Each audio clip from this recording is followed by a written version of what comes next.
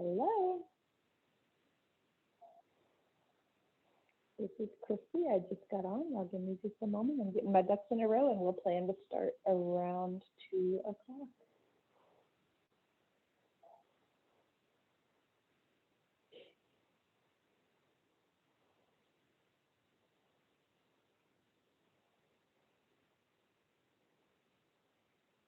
So I'm looking in our, I don't know if you can hear me. If you can let me know in chat whether or not you can hear me, that would be great. And also, I'm scrolling through the attendees. I'm just looking to see if there's people that I know. And so if you want to, okay. Let me make my volume a little. And I'm on a Bluetooth headset, so. All right, so if y'all want to tell me your name, and if you want to say what role you have and what agency you're at, that would be really awesome. And I'm going to go ahead and get the slides ready.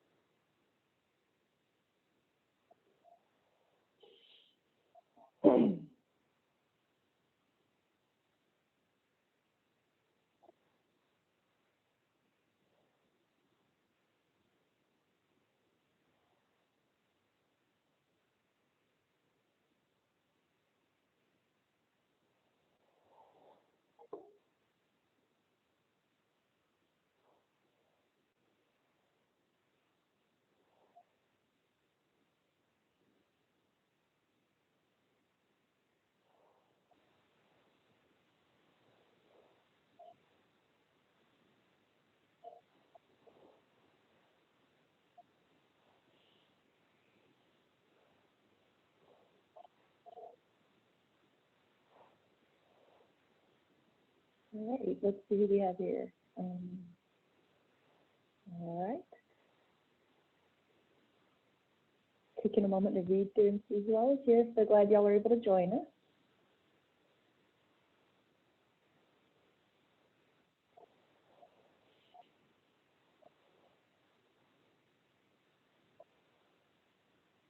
Welcome, Renee and Cecilia, Kim, Melinda.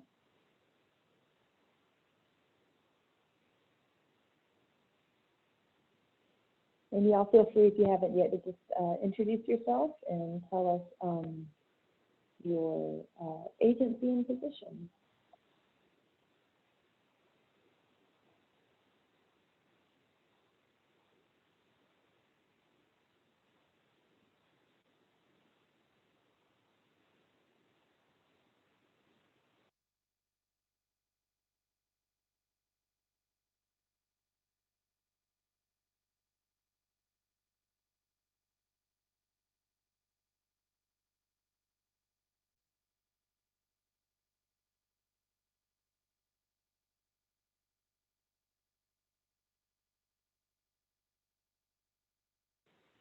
Hi, Donna. Hi, Sarah. It's good to see you again. I know Donna at Randolph, we do a good bit of work with Randolph. I know that I did a reframing human trafficking prevention, and we had a solid turnout at that one from Randolph County.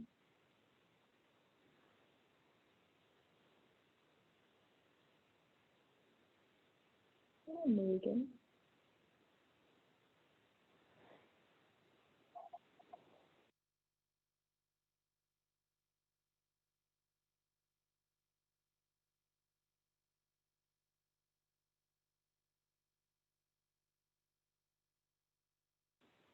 And I want to give the reminder as we're looking at the chat box here that at the bottom, when you type in a message to send, you have a chance to choose to reply to all panelists or all panelists and attendees. So if there's a question you want to throw out there just for me, all panelists is fine, I'll get it. And if there's something that you want to throw out maybe to the group for some discussion, to let the other people know, you can change that to say all panelists and attendees so that everybody else will kind of know who all's here.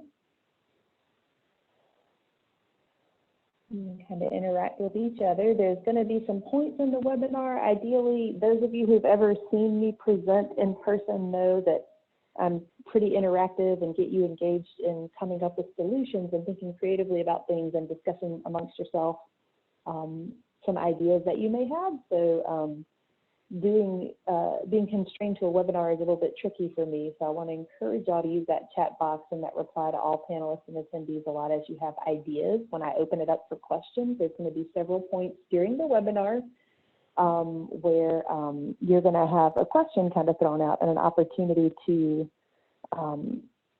offer some ideas and discuss them in the chat box. And I guess I want to give you that heads up too, so that if, like me, you're the kind of person who sometimes multitasks on webinars and have another window open with your emails or whatever, that you'll know that there are going to be pieces of this webinar that are interactive. We're going to have you interacting with each other and offering some ideas. Hi, Tracy. Hi, Nisi. And Denise. And Erica. Good to see y'all here.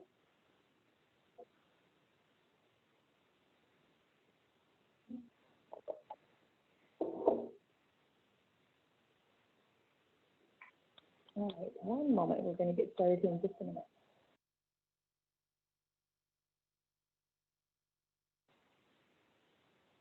Hi, Nikki.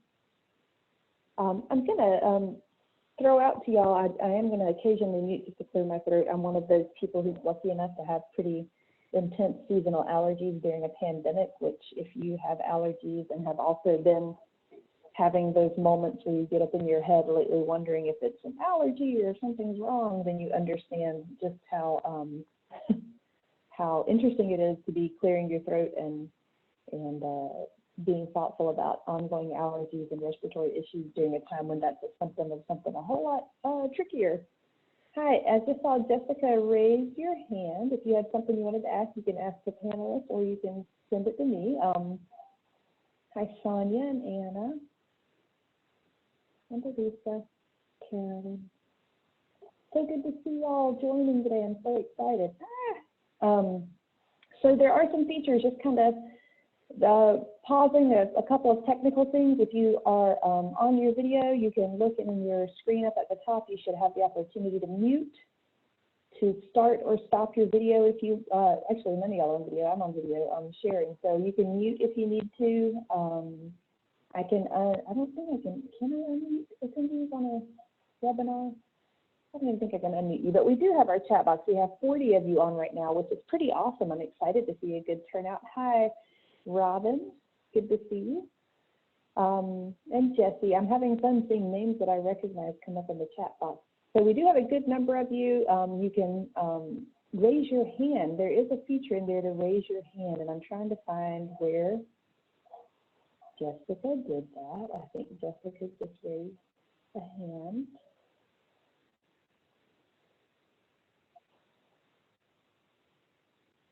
Oh. How did you do that? I was going to show everybody, and now I'm having a moment. So apparently there is a feature where you can raise your hand.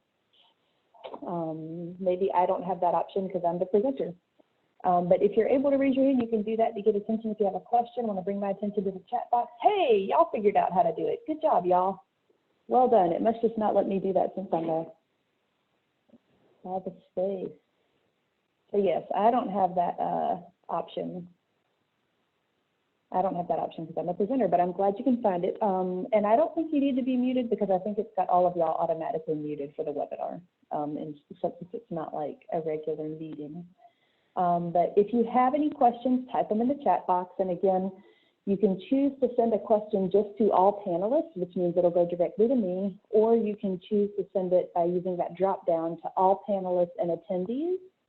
And I want to encourage you to use that all panelists and attendees whenever you feel comfortable using that, because that'll give us a chance to have some conversation with each other.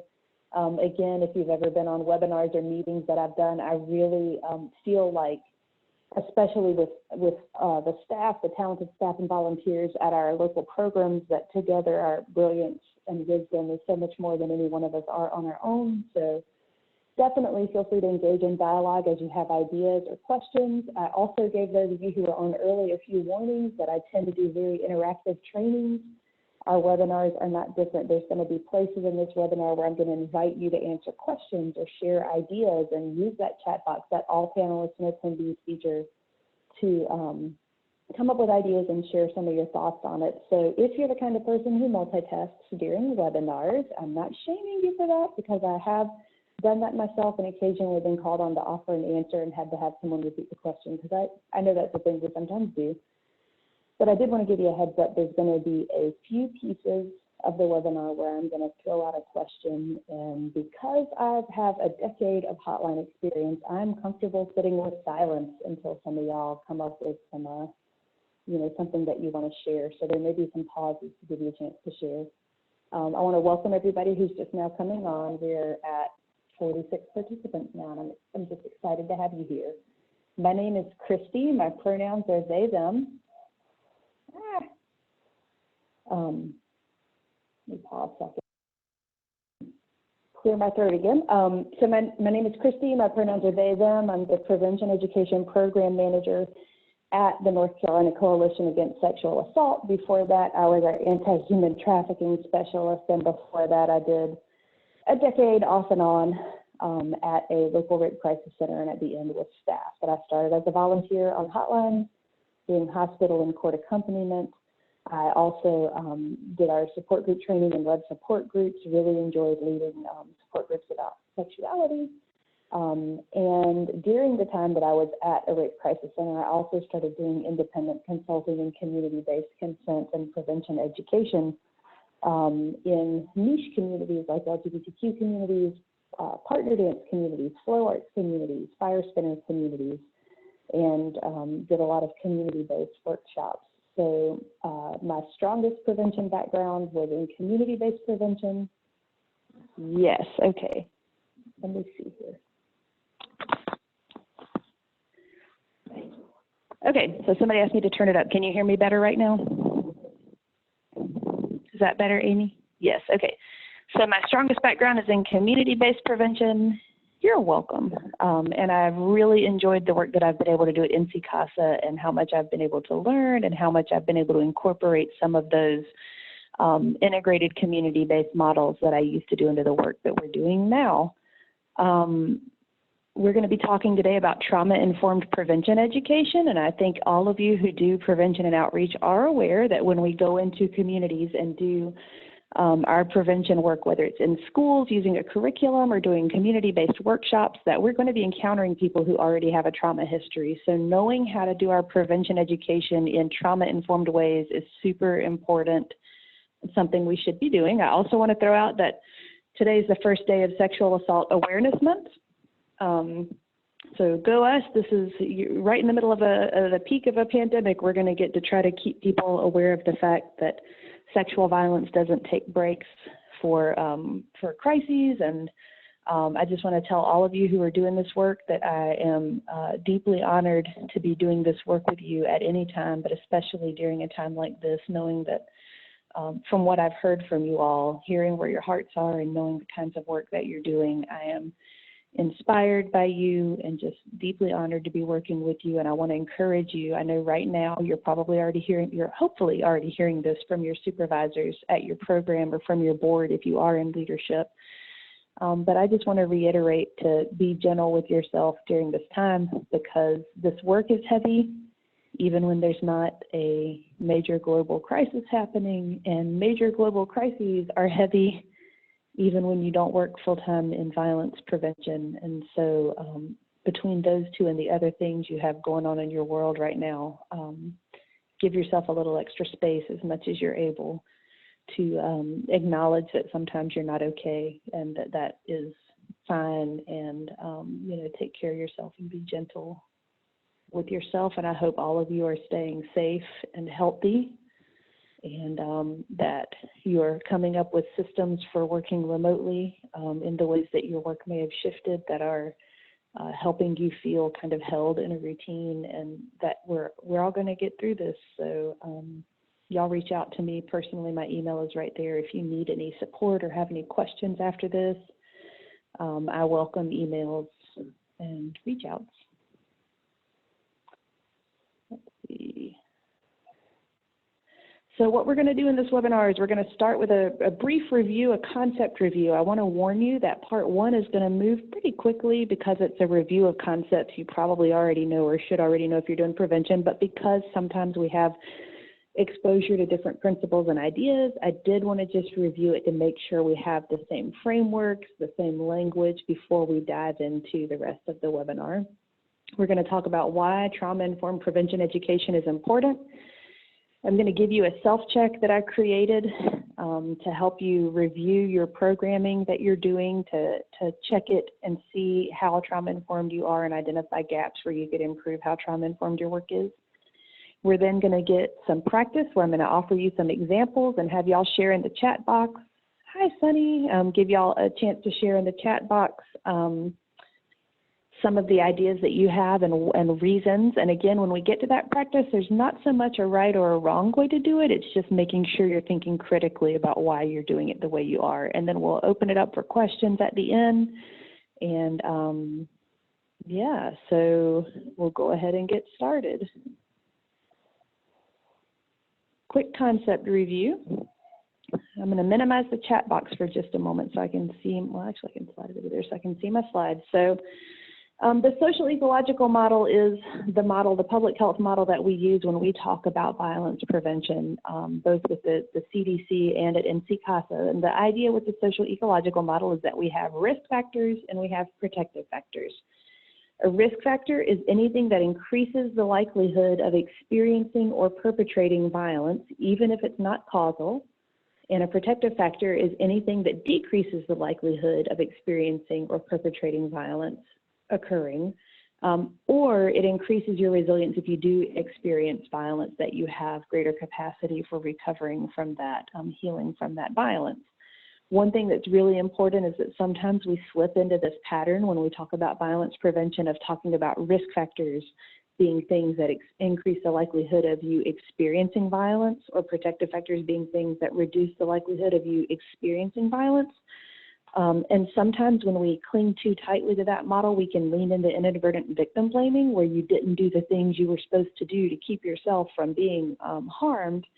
So it's important to keep in mind when we're doing our prevention work and talking to community stakeholders and giving presentations that we remember a risk factor increases the likelihood of violence occurring, not just of experiencing it. And a lot of times when we're doing primary prevention, we want to be targeting the risk factors and protective factors for perpetrating violence as well, because primary prevention, it means that we stop the perpetration of violence from ever happening in the first place. We want to prevent the primary perpetration of sexual violence.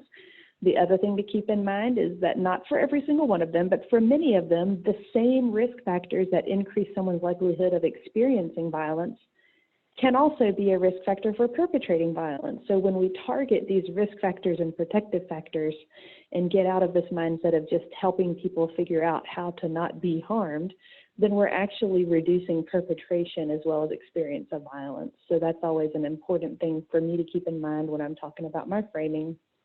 And then on the left with the social ecological model, we have individual, relationship, community, and societal. And so risk factors and protective factors happen at every single level of the social ecological model. There can be individual risk factors, but there can also be community or society risk factors. And some of those, the way I call the individual and the relationship ones, those are frequently, like, I think of them like low-hanging fruit. An individual or relationship risk or protective factor is something that's easy to write a grant for. It's a little easier to say we're going to reduce this risk factor, we're going to target this one thing. But if we go after those low-hanging fruit and only focus on individual and relationship level risk factors, and then take the people we've offered this education to and put them back in the same unchanged communities and societies with the same messaging, the same reduced access to resources, then we aren't really transforming their lives as much as we have the potential to. So when we think about all of these levels and we start targeting risk and protective factors at each one of those levels, then we have a greater opportunity to end sexual violence and actually prevent it from happening. You'll see some models where they might include a level called organization or a level for a school. For me, those are sort of community level. So for me, if you're doing school-based work, the school is your community that you're working within. If you're doing organizational work in a workplace, the workplace is your community that we're talking about. If you're doing work in a certain geographical region, that's your community level risk and protective factors. And if you're working within a specific community based on a racial or ethnic or gender or sexual identity or orientation, then that's a community that you're working within. So for me, a lot of those other ones, instead of having 18 different levels of the social ecological model or 18 different models of how we break it down, I just think of those as community. But the important thing is to make sure the work you're doing is existing on each level, just because that's where the risk and protective factors are. Those of you who are RPE subrecipients, which is our Rape Prevention and Education grant from the CDC, know that the CDC is requiring people doing prevention to focus on some of those community and society level risk factors.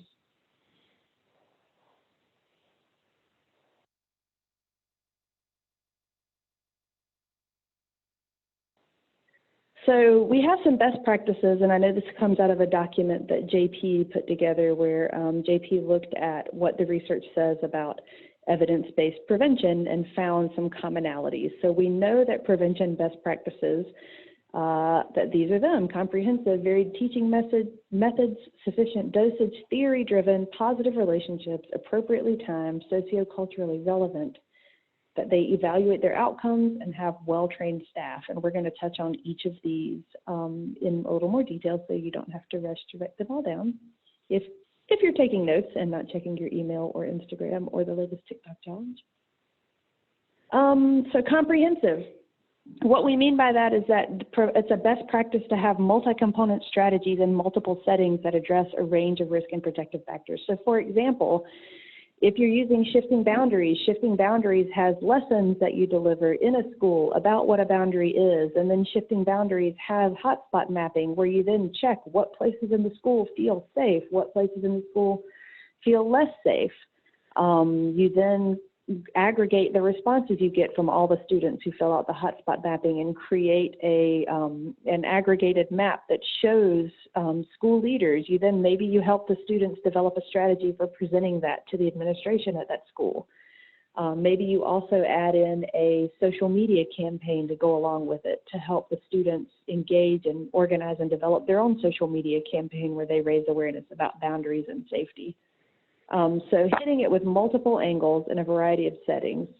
You've got multiple levels all at once.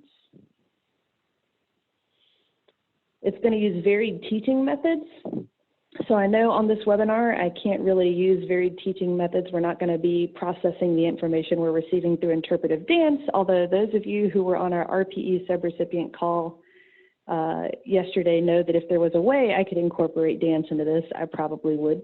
But ideally, best practices in prevention education is going to be including a variety of teaching methods so that you're increasing their awareness and understanding, you're helping them engage with the material in more meaningful ways, you're helping them build new skills and practice new skills. Also, that's way more fun to sit in a class with varied teaching methods than it is in something that's just lecture only. You're going to have a sufficient dosage. And this is an area where I feel like some of our preventionists fall off the wagon, so I'm going to talk about that a little bit more. The idea is you want to have exposure to enough of the intervention to produce the desired effects, saturation of fewer audiences rather than spreading our efforts over many audiences.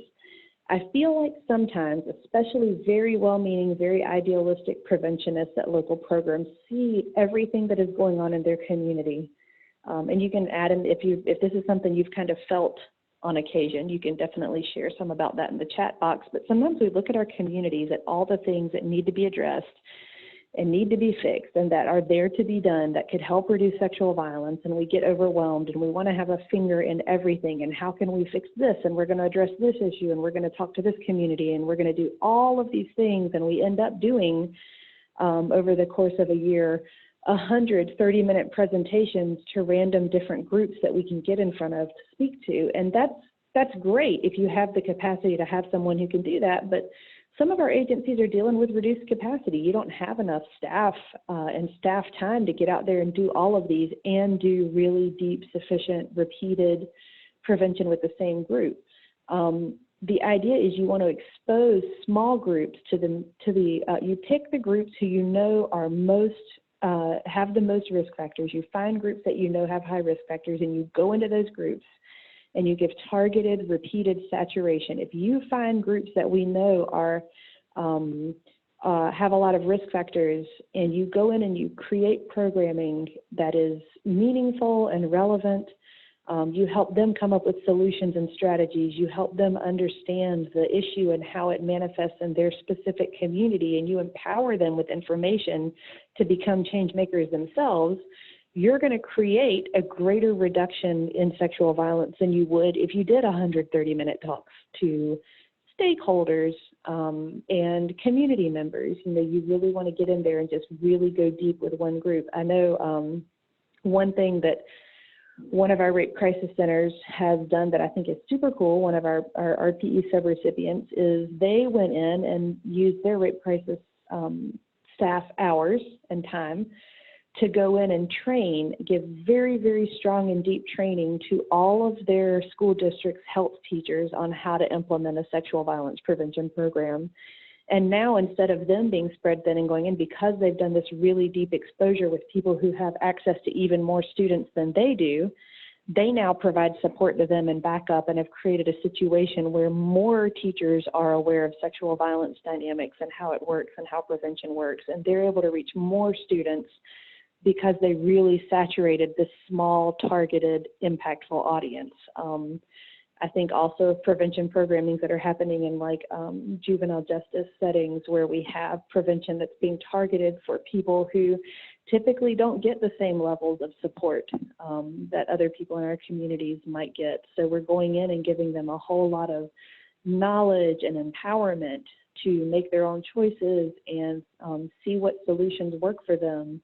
And that can create a greater result. So be thinking in terms of a very, very thin and incredibly wide,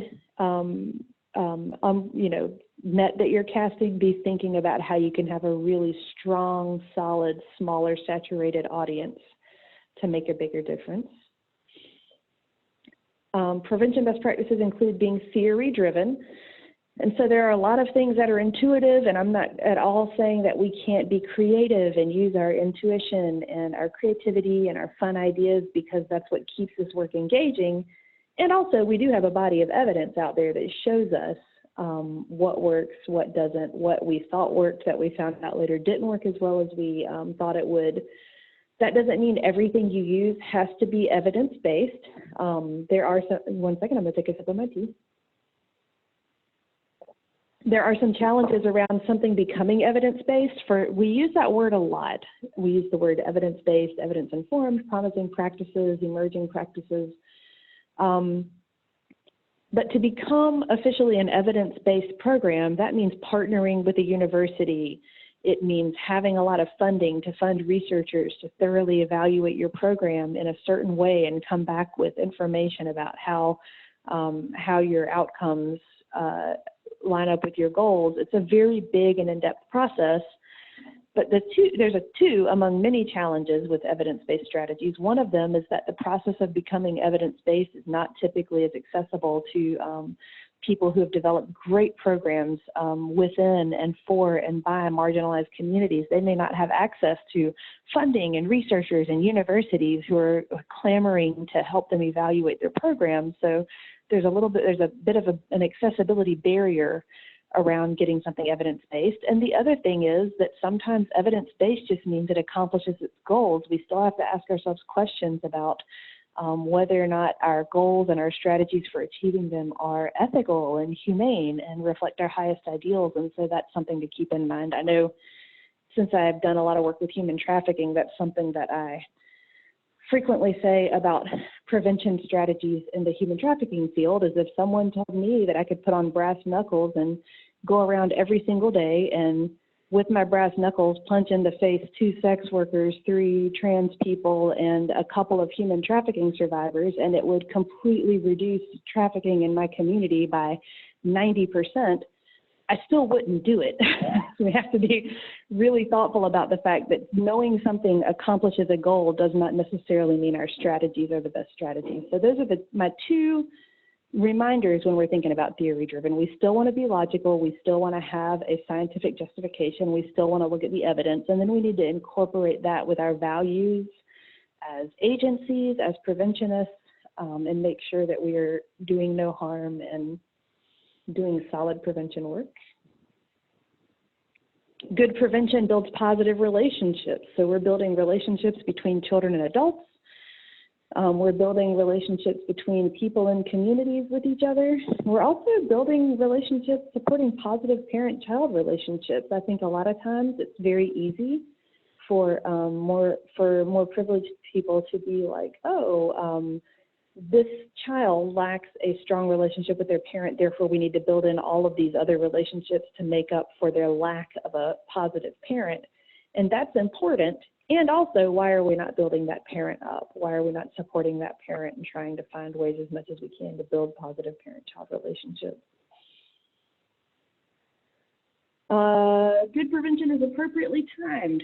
So those are programs that are initiated early enough to have an impact on the development of the child. So appropriately timed means that if the first time a kid's ever heard the word consent is when they're 13 and being harassed in school, they're going to have a lot more legwork to do to understand what consent means. Whereas if we start with little kids and talk about saying no and your body being yours, and we build in these concepts around consent from an early age and reach them before they need the information, then we're going to be more effective in the long run.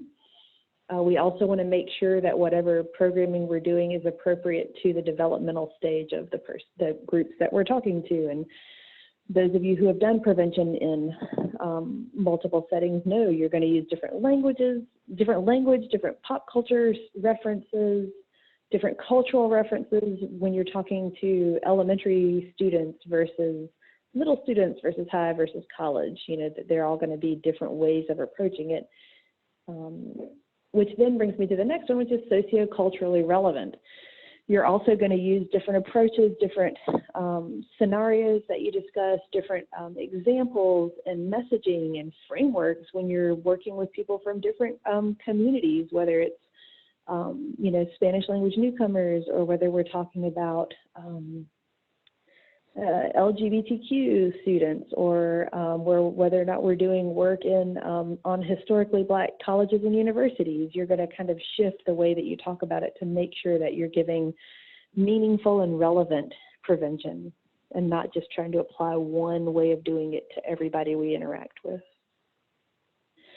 We're going to evaluate our outcomes, which shows that we've met our goals and objectives, and that means sometimes when you're so first, on evaluation, I want to say, evaluation can sometimes feel like a box we're checking. We want to show our pre-test, we want to show our post-test, we've checked our box, we show that we did it, we do it for the grant.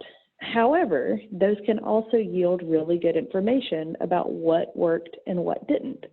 If we say we're trying to accomplish a certain goal with our prevention programming, and we keep pouring money and staff time and resources into things, and our evaluations show us that it's not having the outcomes we were hoping for, then hopefully we would take that information, stop, backtrack a little bit, figure out how to shift and change and tweak what we're doing to make it more impactful before moving forward again. Because if we've got limited funding and limited staff time, then we want to be pouring those time and resources into the things that we know actually accomplish our goals.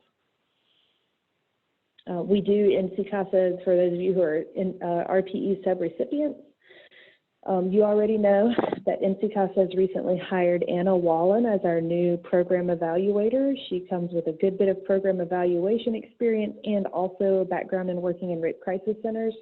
If you're RPE, you already have had contact with Anna, and if you're not, just let me know if you want to be connected. Anna is available. She's there primarily to support our RPE subrecipients, But if any of you have questions or need some extra support around evaluating your outcomes of your programs or your prevention, we could definitely put you in touch with her.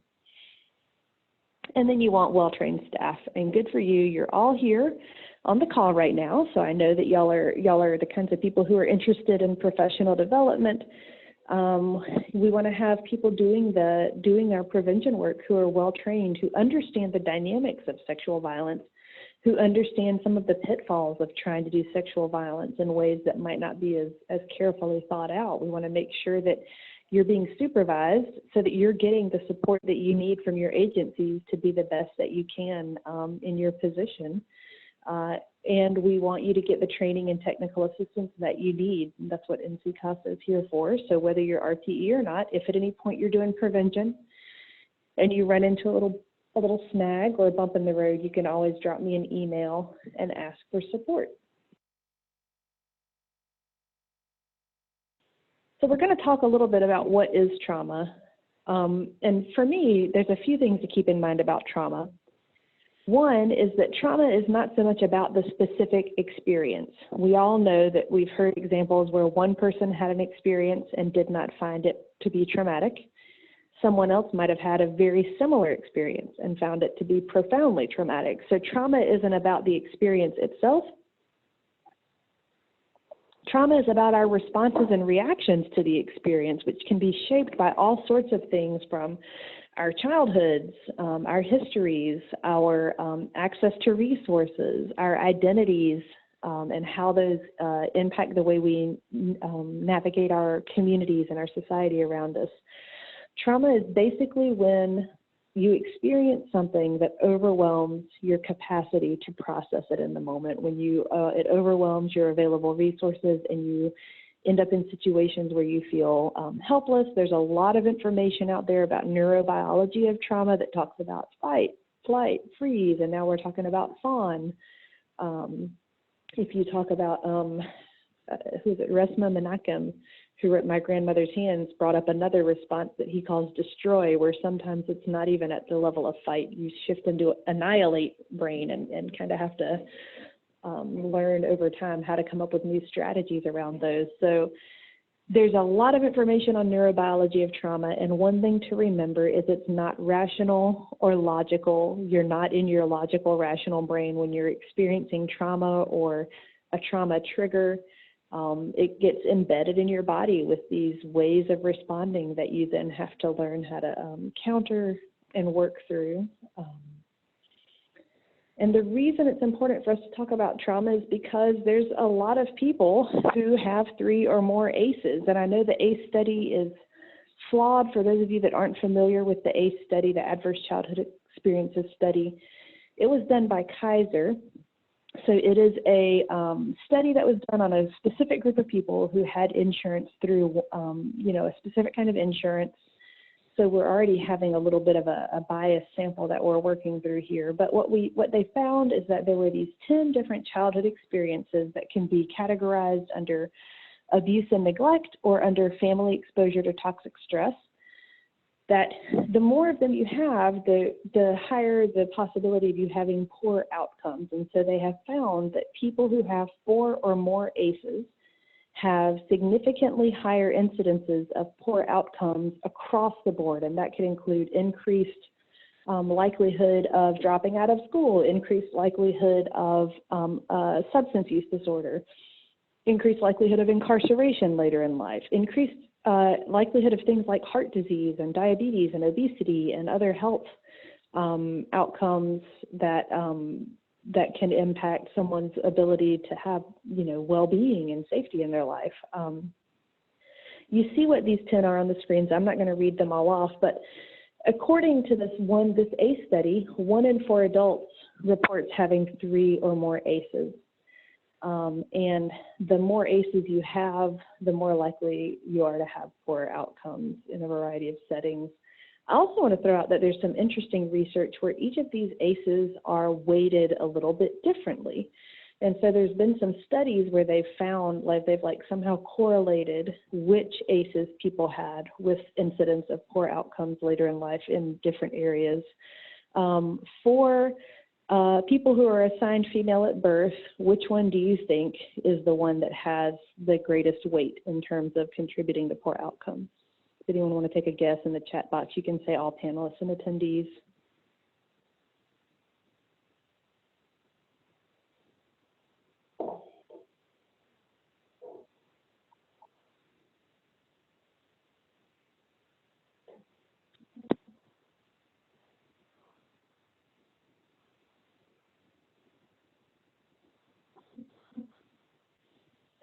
Yeah, definitely child sexual abuse is the one that they found weighted the highest. And what's interesting about this research too is that they found there's certain combinations of ACEs where you have almost a multiplier effect. That means that instead of having, say you pair, and I'm trying to remember which ones these combinations were, I don't remember all of the research on it. I remember that there was a multiplier effect with some, but say you had sexual abuse, physical abuse, and emotional neglect, then instead of having an outcome that equaled sexual abuse plus physical abuse plus emotional neglect statistics, you actually ended up with an even higher likelihood of a poor outcome because that specific combination is especially toxic.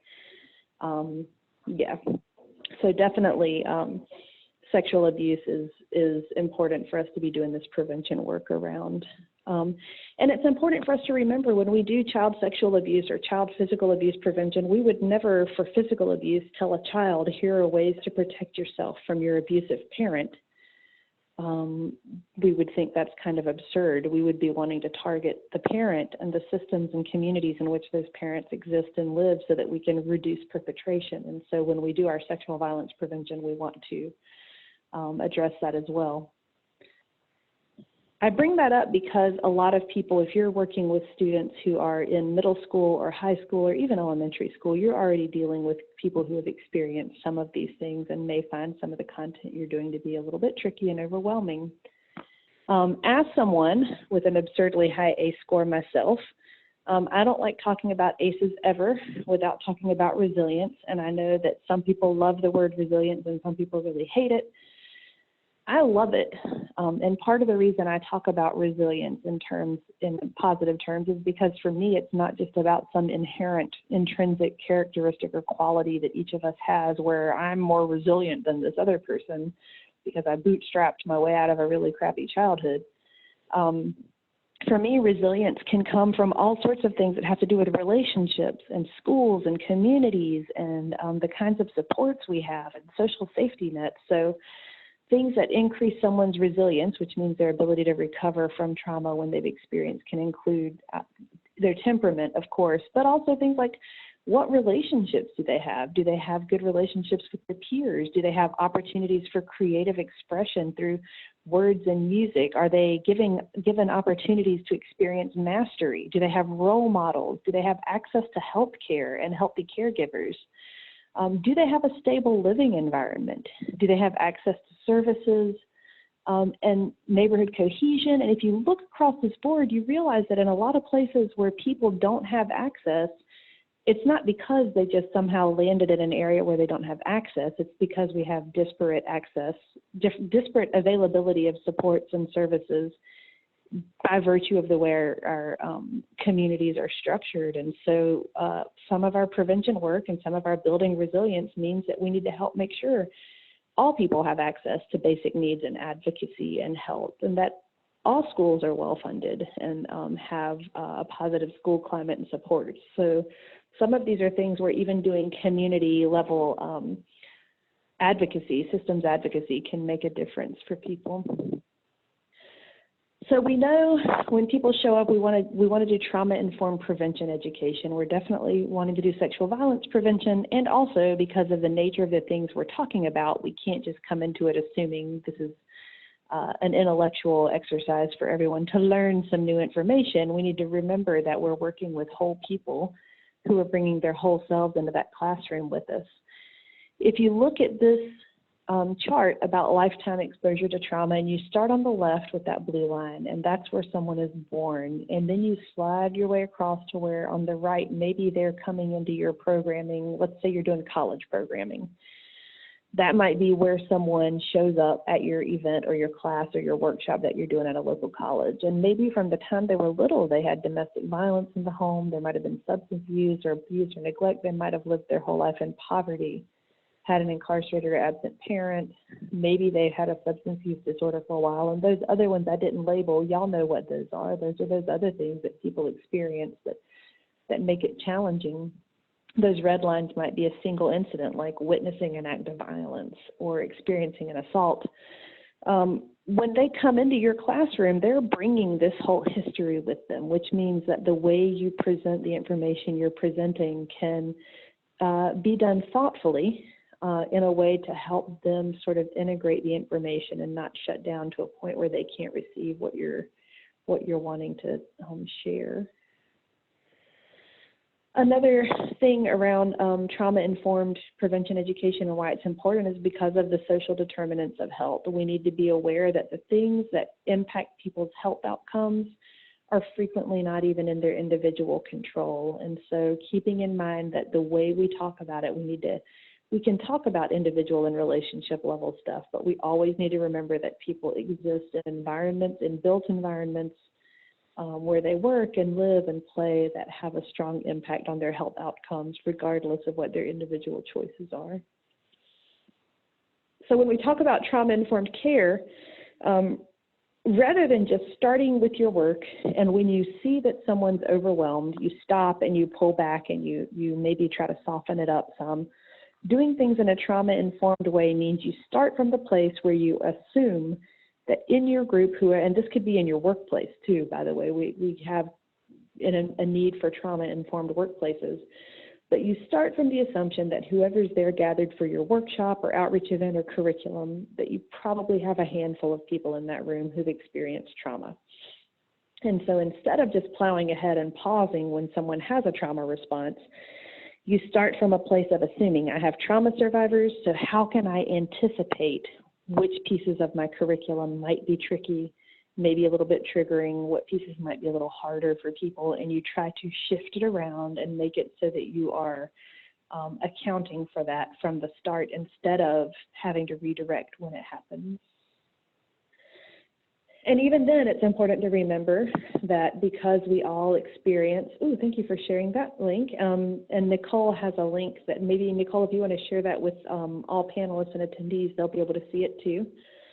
It's important to remember that even with accounting for trauma and trying to plan a trauma-informed curriculum, you're still not always going to get it perfectly because everybody's triggers are different, everybody's traumas are different, everybody's histories are different. And so our idea with trauma-informed care isn't that we can anticipate and prevent all trauma triggers in the way we do our work. It's that we want to account for the ones that we can account for and then be gentle with the ones we didn't expect. So the SAMHSA's principles of trauma-informed care include safety, trustworthiness and transparency, peer support, collaboration and mutuality, empowerment, voice and choice, cultural, historical, and gender sensitivity. And so a lot of times when we think of SAMHSA's trauma-informed care, we're thinking of direct services. And so for the remainder of this webinar, we're going to look at how do we apply these to our curriculum, our prevention work. For me, I started trying to think through what are the pieces of your curriculum that you need to check according to these principles to see how you're doing. And I came up with the acronym SALVE, and that was partly because I was working on this last fall while I was making a giant batch of salve, because I make homemade beeswax and olive oil salves that I've infused with herbs and whatever. It's really nice.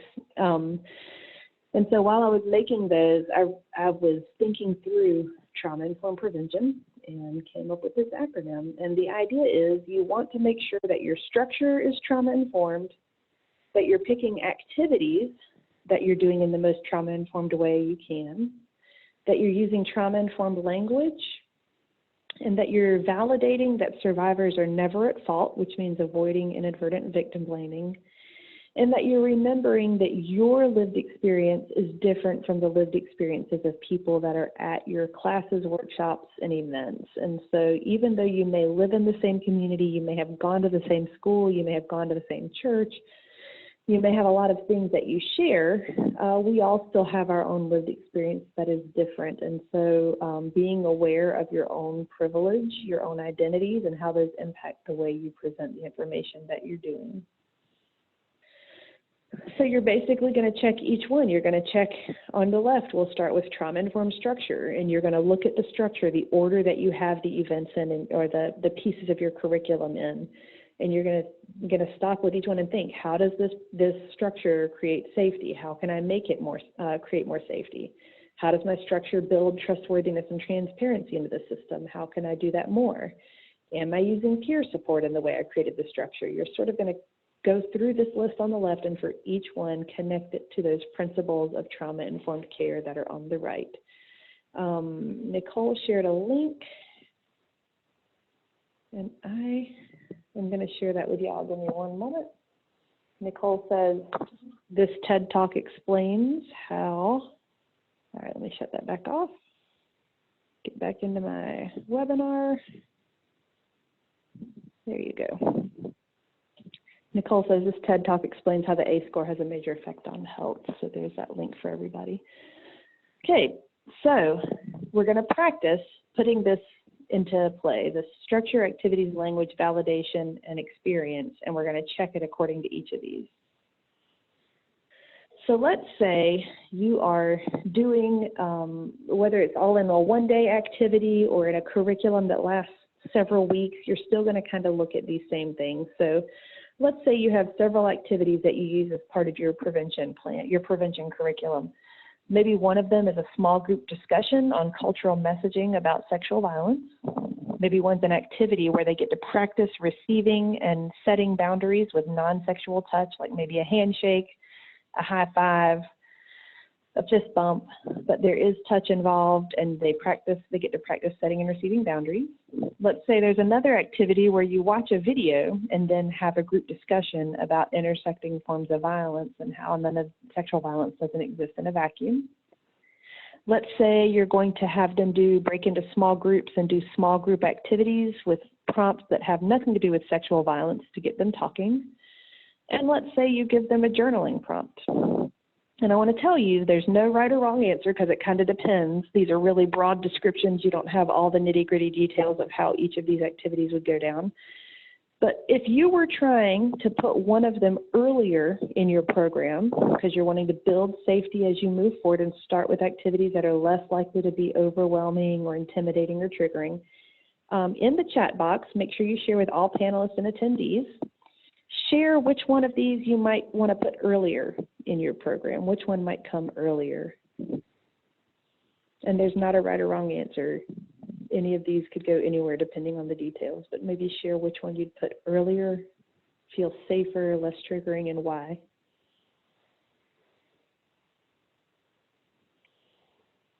Video and group discussion. Okay, Carolyn, did you want to share why that one feels like one that would make sense to go earlier?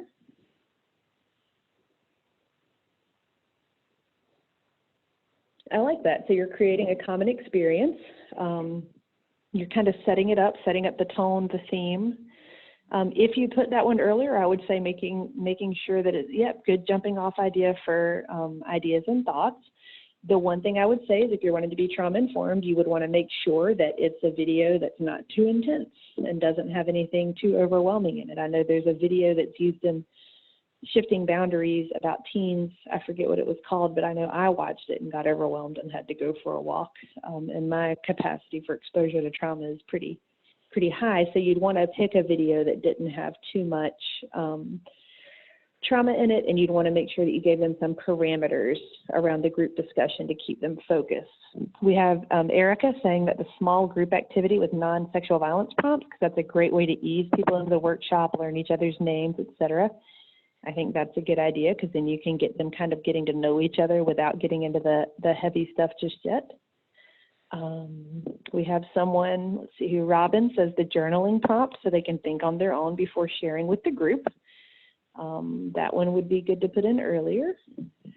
One thing that maybe we'll think about, this is where we're looking at the trauma-informed activities, which is coming up next, but on the journaling prompt, one thing that I like doing to make it more trauma-informed is tell them before they write the journaling prompt what's going to be used, what it's going to be used for, because I have a lot of anxiety.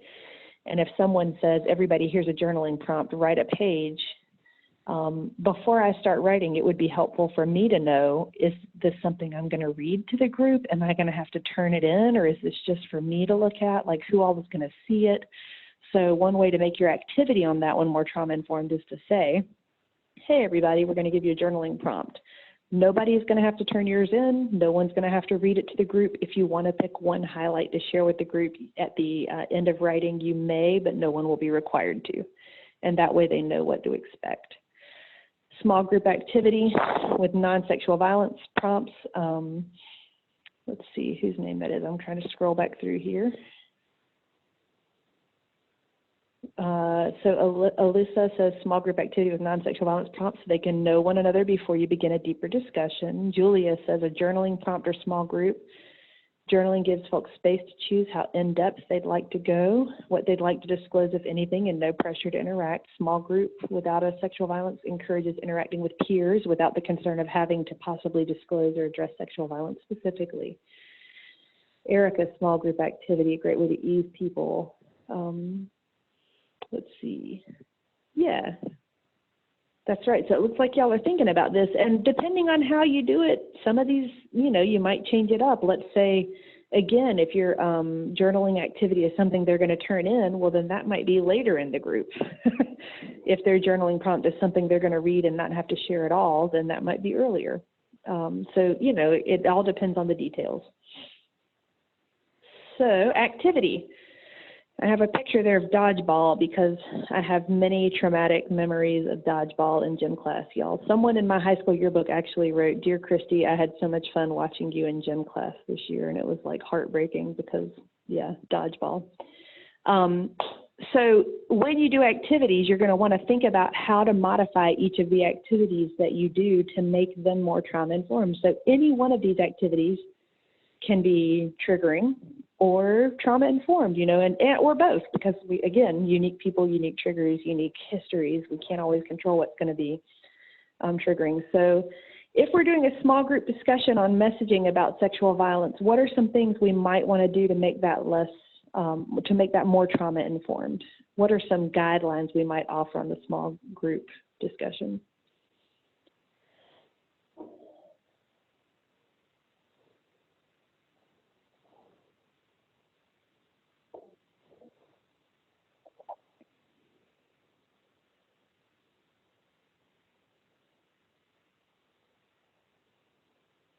Anyone? Or you can pick a different one. If you want to pick a different activity, how might you change the activity or give an instruction to make it more trauma-informed? So, and again, we talked about the journaling prompt earlier. A way to make that more trauma-informed would be to be very explicit with them before they start writing how that prompt is going to be used. When you do write, you don't have to share it with anyone. You're not going to turn it in. It's just for you. But if there's a piece you want to share in our discussion.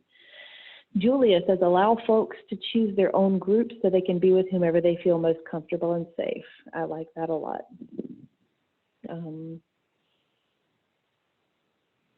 Let's see. And also thinking, and that's one of those where I would think through too in a classroom setting, if there's someone who's typically left out of groups, making sure that that you're being thoughtful about how to make sure they feel included. On the activity, practicing setting and receiving boundaries with non-sexual touch, maybe you could preface it by saying no to any touch is always an acceptable answer. So even if you're going to have them practice asking for and may I give you a high five, and the other person says yes or no, and then if they say yes, you give them a high five, well then maybe you make it clear you can always say no. Megan says provide them an out if they choose not to participate, but encourage their participation and offer them to support them if needed. Yeah. Maybe on the activity practicing, so I've actually done an activity where we practice setting and receiving boundaries with non-sexual touch, and I make it, when I've done it with little kids, I know sometimes little kids like to say ridiculous things just to get your attention. So sometimes when we have them do that, I'll have them whisper their idea to me before they do it. So that if it's too silly or too potty talk or something that would be kind of potentially triggering for the other kid, we have a chance to filter it and think through what they're going to do when I'm doing it with really, really small kids. If you're watching a video and doing group discussion about intersecting forms of violence, one thing you could do to make it more trauma-informed is think about the content of your video. Another thing is if your video does have some triggering content, giving them a content warning, letting them know this video, they have a survivor in it who talks about his experience of sexual violence. So that's something you could do, is let them know what to expect. Maybe giving some parameters around the group discussion, that with your group discussion, we leave the stories and take the lessons. So when you come back to report back to the full group, the only person who can share their particular stories is that person who told it within your group, but any of you can talk about some of the lessons you learned. If you're talking about intersecting identities, intersectional identities and how they impact violence, then reminding people before their group discussion to only speak about their own experiences and that they don't speak for another group or over another group. I know we have someone in the chat box, Kim, is saying, I like using essential oils as an activity. We let the participants make their own combinations and have recipes on hand. This allows participants to have a choice in what they make, and if they want to participate at all, usually not a stressful activity. I think that's wonderful because I love essential oils too. And one thing I would say is maybe when you do your promotional, like I'm not sure, Kim, if you want to share, is that in a school or a community setting? But one thing I would do is make sure you include in your activity description that you're going to be using some essential oils, because for some people who have really, really, really strong fragrance sensitivities, that can be a migraine trigger or an asthma trigger. So I always like just kind of giving people a heads up so they can make their choices accordingly. But I love that. I have a diffuser, and I live in Carver. I'm a giant hippie. I love my essential oils. Small group activity with non-sexual violence prompts. That one is pretty safe and not too heavy. And we've already talked about the journaling prompt. So whatever your activities are that you're planning to do, think about how to make them more trauma-informed. I'm going to tell you one of my least favorite activities that I've heard preventionists say that they use. If any of you use this one, I apologize for calling you out. At least I'm not doing it by name, but I know I've heard people do an activity where they tell people to get into groups of two, and you start by put your foot against your partner's foot, put your elbow against your partner's elbow, put your shoulder against your partner's shoulder, and then they start to escalate. Put your ear next to your partner's ear, put your nose next to your partner's nose. And you notice that some kids will do it and some kids act uncomfortable, and then, you're like, surprise, hey, did you notice that some of y'all started to get uncomfortable as we went forward, and some of you did it and some didn't, and did you realize you could say no at any time to any of that, and use that as a springboard into talking about, the capacity to say no to things and the importance of saying no to things you don't want to do. The reason I don't like that is for a kid with a trauma history, that feels like a gotcha moment. That feels like you just tricked someone into doing something. And the way I would make that one more trauma-informed would be to start out by saying, we're going to get you into groups of two. We're going to have you do some touch, like your foot to your partner's foot or your elbow to your partner's elbow. And we're going to start to get more and more weird with some of them and more intimate. And you can say no at any point you want to opt out. You can stop when you're ready to tap out, and that'll be a chance for us to have some conversations about what is it in your body that let you know it was time for you to tap out. What is it that made that feel uncomfortable? And that way they know going in what to expect, because knowing what to expect can be really helpful for trauma survivors. You're going to want to use trauma-informed language. Ooh, unbreakable. Nicole, I don't know that one. Unbreakable arms exercise where you use your inner self energy without physical touch. I have not heard of that one. I'm going to want to search that out and find it.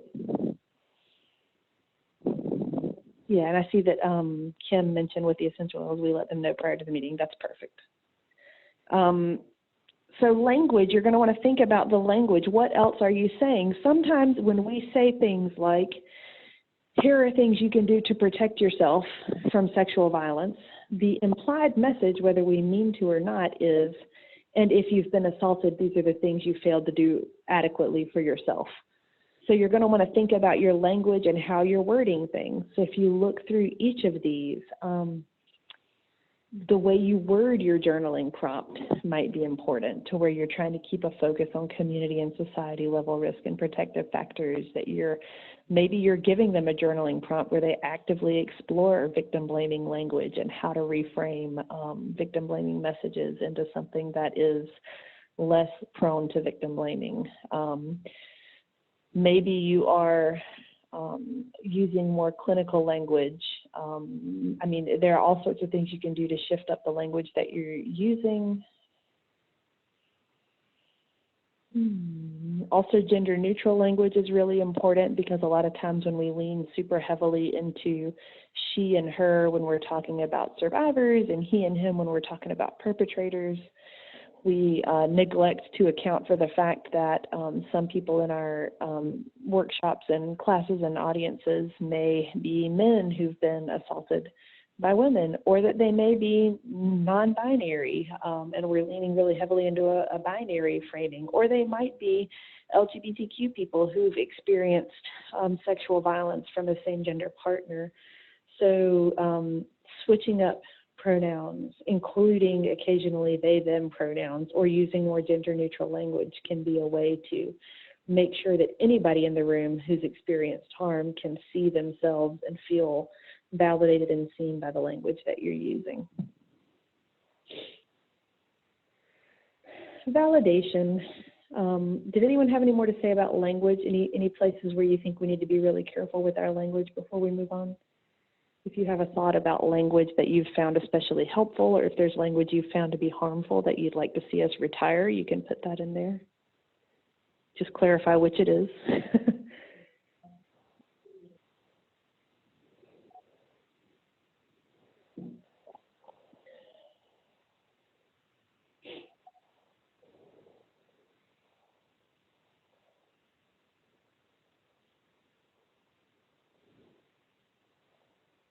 Okay, I'm not seeing anything yet. So I might move on to the next slide. Validation, how do you affirm that it's never the survivor's fault? So again, you would go through each of these. I'm going to mute for a moment while I clear my throat. So for validation, you're going to go through each of these and be really thoughtful at reading your prompts, your language that you use, proofreading any handouts that you offer to check and make sure that there's not any language that inadvertently implies that it's a survivor's fault.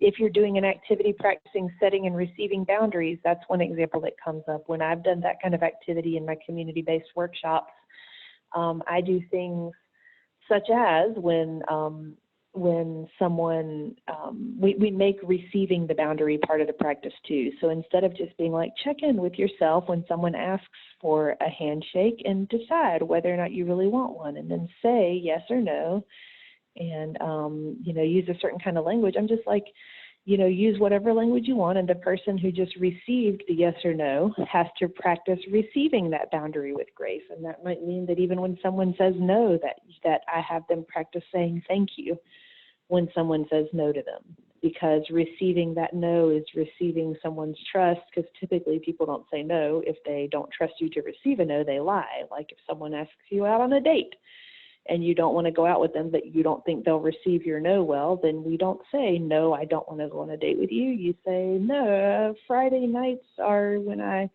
wash my dog. So we remind people that someone telling you a no is a gift of trust, that they are trusting you to receive their no. And so you should say thank you for that. We also, in our debrief, instead of focusing too much on the debrief about how did that feel to say no, what were the things that made it harder to say no to someone? What were the things that made it harder or easier to say yes to someone? We also turn around and talk about how did that feel to receive a no from someone, those of you who heard a no. What did that kick up for you? What made it hard to receive a no? What made it easier to receive a no? We have them kind of process the way they individually receive no's, because we know that, again, we're targeting primary prevention of perpetration. Did anyone want to throw any other things that you might include on validation and focusing on perpetration, focusing on respecting other people's boundaries?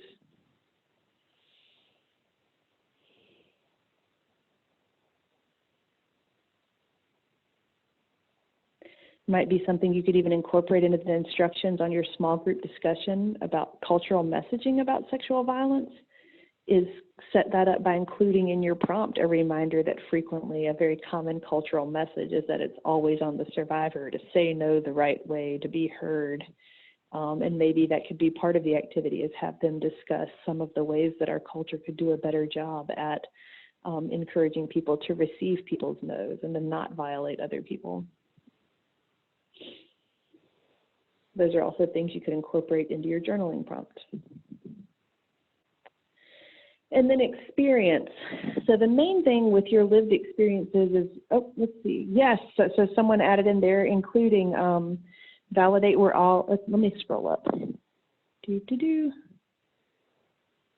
might get, how do you navigate validation and making sure to address victim blaming without shaming or blaming someone who says or does something that is invalidating? And I know Julia added validate that we're all going to mess up at some point as we learn and practice. Yes, I do like that. I'm sorry, I'm catching up with the chat box right now.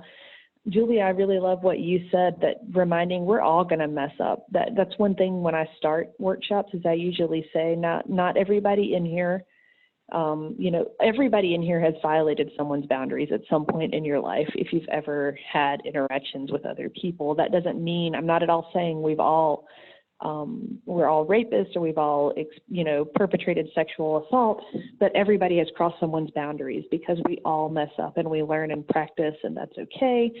So you could even start out by giving some instructions in there where you start out and say, some of us are going to misread, and that's fine. Give them an example. One example I share a lot when I do community-based workshops is one time I was at a consent workshop, and we were doing paired up activities where we stood with a partner. You and your partner stood across the room from each other, and your partner was supposed to use their body language only to give you signals to let you know whether to keep walking towards them or to stop and back, or to stop moving towards them, or to even back up. And you were supposed to be paying attention and maintaining eye contact. And I was partnered with another person who's a consent and sexuality educator and advocate.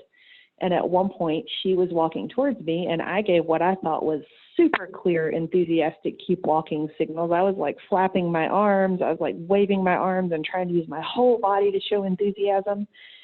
And she stopped moving towards me. And when we debriefed after, she had thought I was shrugging my shoulders and looked uncertain. So even when you have people who teach this, you can have moments where we aren't super good at reading each other's boundaries. We aren't always the best at knowing how to respond to them, and that's why we practice.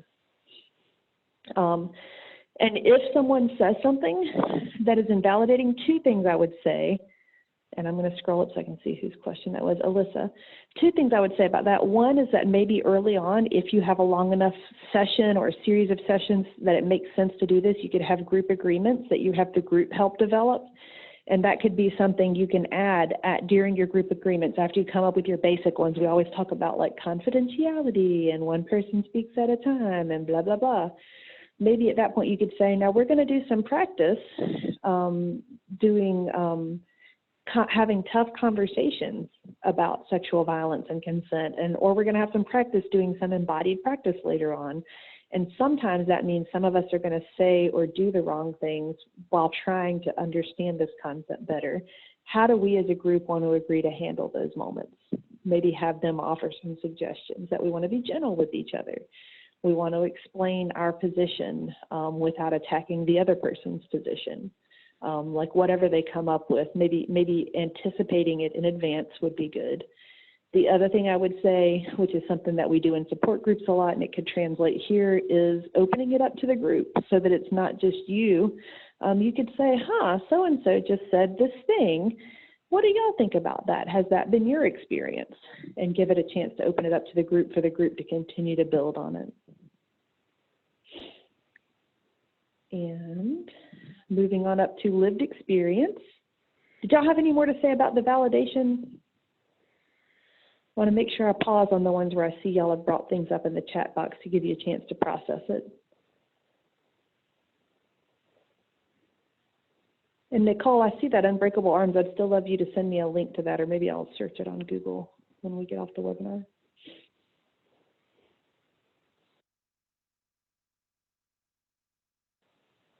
Okay, so lived experience, the main thing is to be aware of your personal limitations as a teacher or preventionist or outreach person. Be aware of how your experiences has shaped the way you understand things like closeness, boundaries. How close do we stand from each other when we're having conversations? Those are influenced by people's backgrounds and lived experiences. How does our community relate to law enforcement or immigration? Those are things that can be influenced by your lived experience. How do we understand gender in terms of when we think about gender norms and what are healthy gender norms and what are unhealthy gender norms? How some of that is shaped by our lived experiences. So remember going in that you know, your identities and experiences are going to influence the way you understand things, and your students may have different lived experience and identities that inform the way they understand what you're teaching. So don't always come from a place of assuming you're right. And if someone says or calls you in or lets you know that something you said isn't especially relevant for them or doesn't fit for some reason, instead of feeling the need to double down and be like, wow, you know, like this is what the curriculum says, or I'm the expert, you could say, well, tell me more about what you mean by that, and open that up for a learning opportunity and a discussion about it if they're interested and willing in sharing that with you in that moment.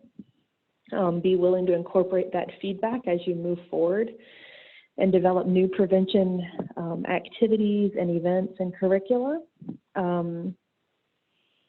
That's where, if you look at each of these activities, an activity with practicing setting and receiving boundaries with touch, you're going to find that some people have lived experiences and backgrounds where they might be in communities where hugging and kissing on the cheek is just an everyday normal thing that you do, or they might be from a background where you pretty much don't touch anybody.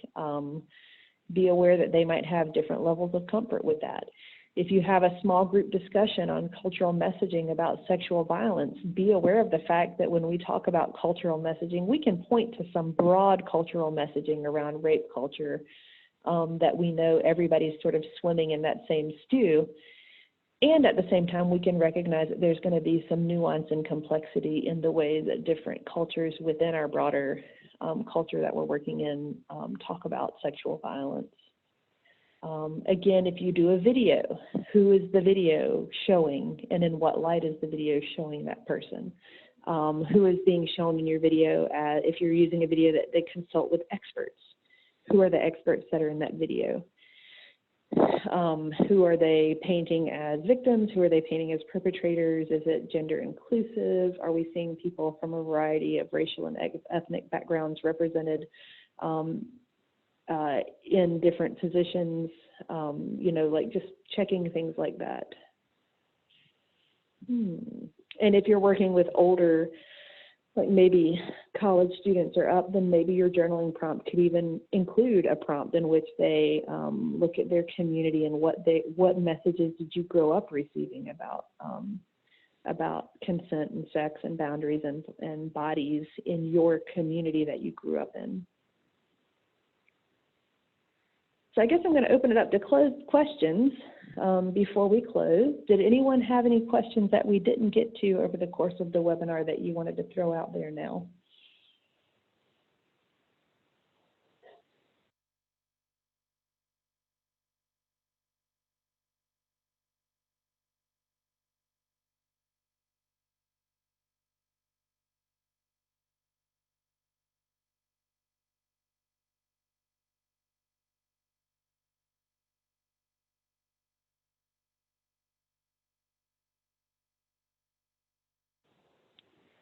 I'm going to go ahead and move on, and if y'all have questions, you can throw them in the chat box. You can also email me, Christy@nccasa.org, after with any questions that you have. And I guess I'm thinking, looking at some of the stuff that we've talked about today, I'm hoping that some of it validated for you that you're already on the right track and doing really good things, because I know that y'all are. And I'm hoping that maybe there was something you heard that either was a new concept for you or gave you a new way to think about something you're already doing. So if y'all want, do me a big favor and in the chat box, participate one last time for me and maybe tell me something that's either a new thing that you thought about or something that you thought about in a new way or a concept that you're a little more excited about now. If you just want to share something in the chat box that you'd like to bring into your prevention work moving forward, I would love to see what y'all found meaningful.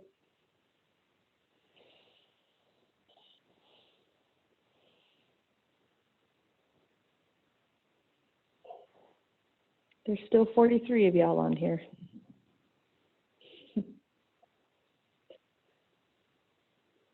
You can post your Sexual Assault Awareness Month Day 1 Instagram challenge later.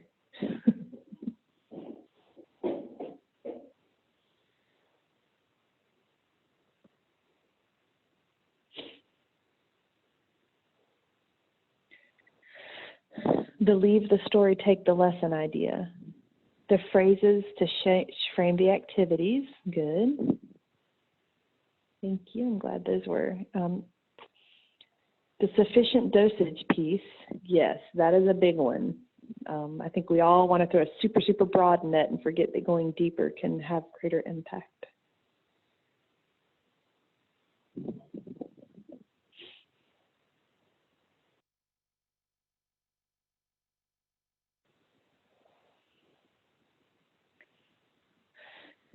And so I'll stick around for a minute to see, a question. Thoughts on trauma-informedness of asking folks to share pronouns in an introduction or icebreaker activity? So that's typically considered, I consider it a best practice, and yet I understand why in some communities that may be kind of nerve-wracking. Tracy said to make sure she's being trauma-informed, mindful at all times. So here's what I would say about pronouns. I think that for those of you who don't know a lot about sharing pronouns and why we do it, here's the thing, is for people who are trans or non-binary, they are frequently having to correct people on their pronouns all the time, and they're more likely to feel like they have to, if they want people to use their correct pronouns, then when they introduce themselves, they have to say, hey, my name is Christy, I go by they, them pronouns. They have to and then everybody else doesn't introduce with their pronouns because we assume everyone's going to know by looking at them. And so one of the things that cisgender people can do, and when I say cisgender, I mean anyone who is not transgender. Cisgender means anyone who identifies with the gender that you were assigned at birth. One thing that cisgender people can do is introduce yourself with your pronouns. And what that does is it sort of normalizes this process. So it's not just transgender people who have to ask that all the time. And I see Sunny kind of asking, I have the same question about pronouns. I work with 7th and 9th graders. We don't usually ask for names or pronouns, but it leads to potential misgendering. What I can tell you is any kid who, young people are going to choose how out they want to be in their classroom setting, whether you have them introduce themselves with their pronouns or not. And the same kid that you would be misgendering if you don't ask is probably the same kid who may lie about their pronouns or say what they think they want to be heard in the classroom to protect themselves. That trans and non-binary students are already used to this experience of having to hide pieces of who they are in unsafe classroom settings. I still think it creates a really good practice to identify your pronouns when you come in, to encourage the other students, especially cisgender students, to normalize that and let them know that's a way you can let your trans and non-binary classmates and peers feel safe. If you want to make it more trauma-informed, what you can tell them is, I really want, my name is Christy and my pronouns are they, them, and it really matters to me that I get it right when I talk to you or about you or think about you. Like, I really want to know who you are, so I want to ask you all to introduce yourself by sharing your name and your pronouns. And if you prefer different pronouns than you feel comfortable sharing in class, I want to let you know you can always share that with me in private after class, and I won't reveal that to your classmates, but I will support you in any way that I can. That might be one way that you can do that, so that they know that even if they don't feel safe disclosing pronouns that they would prefer to use in the class, that you're still interested in supporting them and being there for them, and that flags you as a safe person for them. I have friends who are teachers who do that, to where there are some students that they know do not use the pronouns that they actually identify with in a classroom setting because they don't feel safe doing so, but I've disclosed to teachers, these are what my actual pronouns are, but I'd prefer you didn't use them in the classroom and out me. So maybe finding language to let them know that's an option, that you still want to know who they are. I see Lisa said, we're often trying to cover many areas in one county that we serve, and we often feel spread thin and ask ourselves if we've done enough. I love the idea of saturating one or two areas to make a greater impact. Enjoyed this training. Thank you. I've enjoyed doing this training. The SALVE self-check. I'm glad you like that. I made it up. Helps to ensure trauma-informed services. Interesting and educational. Thank you. And let's see, I think we can always keep in mind that validation is important, not to blame the victim, and also to remember that each one experiences in their own skin and heart differently. No judging. Also language, how we connect and express towards others, we need to be careful. Kim, glad you joined us.